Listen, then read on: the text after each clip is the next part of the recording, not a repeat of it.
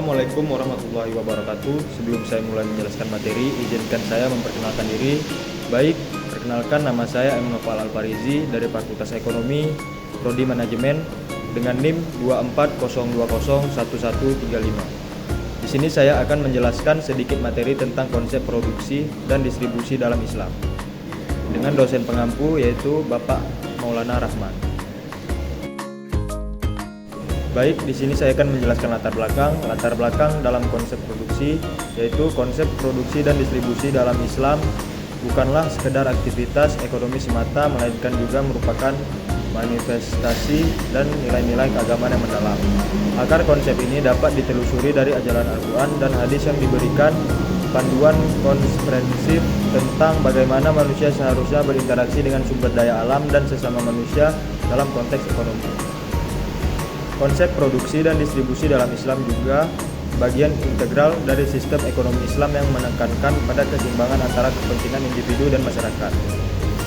Prinsip-prinsip Islam mengatur seluruh aspek kehidupan manusia termasuk kegiatan ekonomi.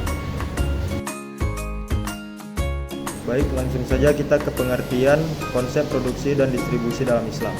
Produksi dalam konteks Islam merujuk pada proses penciptaan barang dan jasa yang dilakukan oleh individu atau kelompok dengan tujuan untuk memenuhi kebutuhan masyarakat.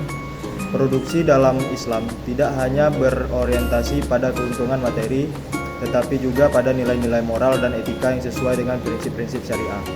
Distribusi dalam Islam merujuk pada proses penyaluran barang dan jasa dari produsen kepada konsumen. Distribusi juga mencakup cara barang dan jasa tersebut didistribusikan di masyarakat, serta bagaimana hasil produksi dibagikan secara adil.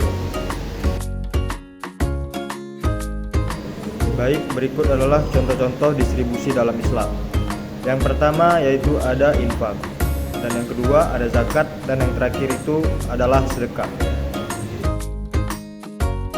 Baik, materi selanjutnya yaitu ada karakteristik produksi dan distribusi dalam Islam. Karakteristik produksi dalam Islam. Yang pertama yaitu ada halal. Semua aspek produksi harus mematuhi hukum syariah termasuk sumber bahan dan baku dan metode produksi. Yang kedua yaitu berkelanjutan. Produksi harus mempertimbangkan dampak lingkungan dan berkelanjutan sumber daya alam. Yang ketiga yaitu ada bermanfaat. Produksi hanya yang dihasilkan harus memberikan manfaat bagi masyarakat. Yang keempat yaitu ada keadilan. Pekerja dan semua pihak yang terlibat dalam proses produksi harus mendapatkan hak dan imbalan yang adil. Dan yang bagian kedua yaitu ada karakteristik distribusi dalam Islam. Yang sebelumnya merupakan materi tentang karakteristik produksi dalam Islam, dan yang selanjutnya ini yaitu karakteristik distribusi dalam Islam. Yang pertama yaitu keadilan. Distribusi harus dilakukan secara adil, menghadiri praktik-praktik yang merugikan pihak lain. Yang kedua yaitu transparansi. Setiap transaksi dalam distribusi harus dilakukan dengan jujur dan transparan, tanpa penipuan. Yang ketiga yaitu larangan atau riba. Praktik riba atau bunga dilarang dalam transaksi distribusi, sehingga semua transaksi harus bebas dari unsur riba. Yang keempat atau yang terakhir yaitu perlindungan konsumen. Hak-hak konsumen harus dilindungi, termasuk dalam hal kualitas produk dan harga yang wajar. Materi berikutnya yaitu ada prinsip-prinsip dasar produksi dan distribusi dalam Islam. Yang pertama yaitu keadilan Islam.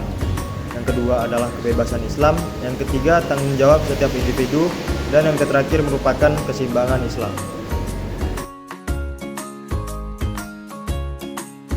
Baik, karena materi kita hari ini hampir selesai, langsung saja kita bacakan kesimpulannya.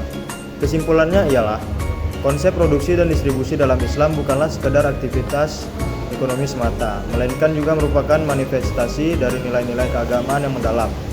Akar konsep ini dapat ditelusuri di ajaran Al-Quran dan hadis yang memberikan panduan komprehensif tentang bagaimana manusia seharusnya berinteraksi dengan sumber daya alam dan sesama manusia dalam konteks ekonomi. Konsep produksi dan distribusi dalam Islam juga bagian integrasi dari sistem ekonomi Islam yang menekankan pada keseimbangan antara kepentingan individu dan masyarakat. Prinsip-prinsip Islam mengatur seluruh aspek kehidupan manusia termasuk kegiatan ekonomi. Sebelum mengakhiri presentasi saya kali ini, saya akan memberikan pantun. Siwayan membeli terasi. Sekian, terima kasih. Assalamualaikum warahmatullahi wabarakatuh.